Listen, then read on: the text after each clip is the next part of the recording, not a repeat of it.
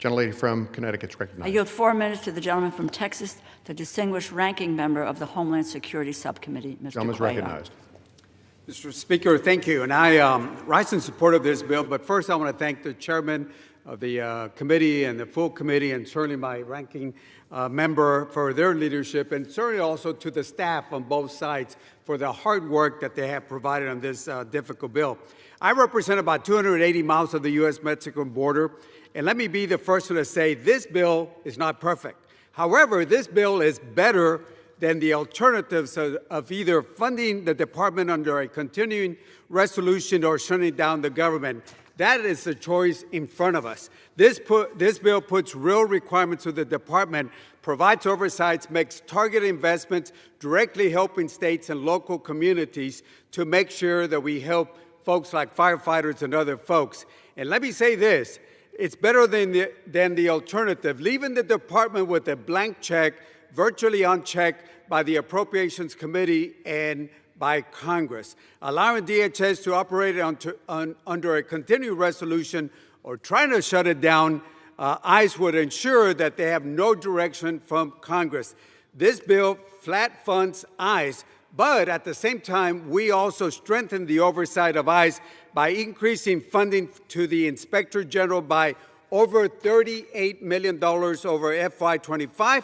That includes $20 million to do additional inspections of the ICE facilities and $12.8 million to provide oversight of the department for the funds that they got under reconciliation. It also provides, as the gentleman said a few minutes ago, $20 million for body-worn cameras, specifically for CBP and ICE that are conducting immigration enforcement. And it also provides funding to increase training for CBP and ICE agents for de-escalation tactics.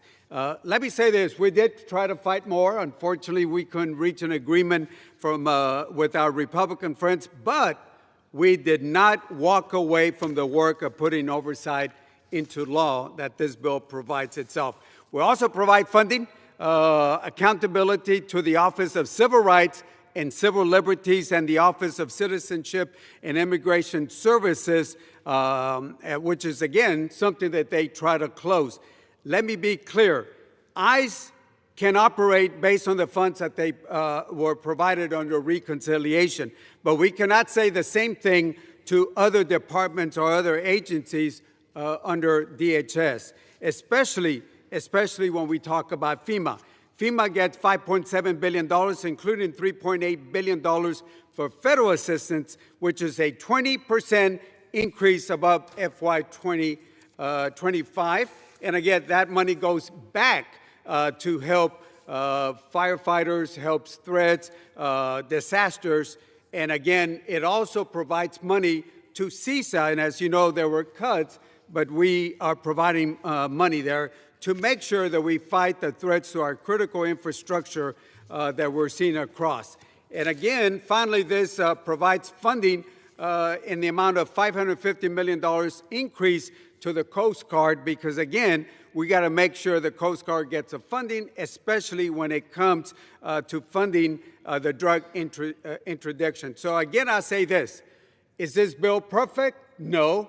But a continuing resolution does provide no oversight, and the department also ICE gets a funding from the reconciliation. So, Mr. Speaker, the bottom line is simple.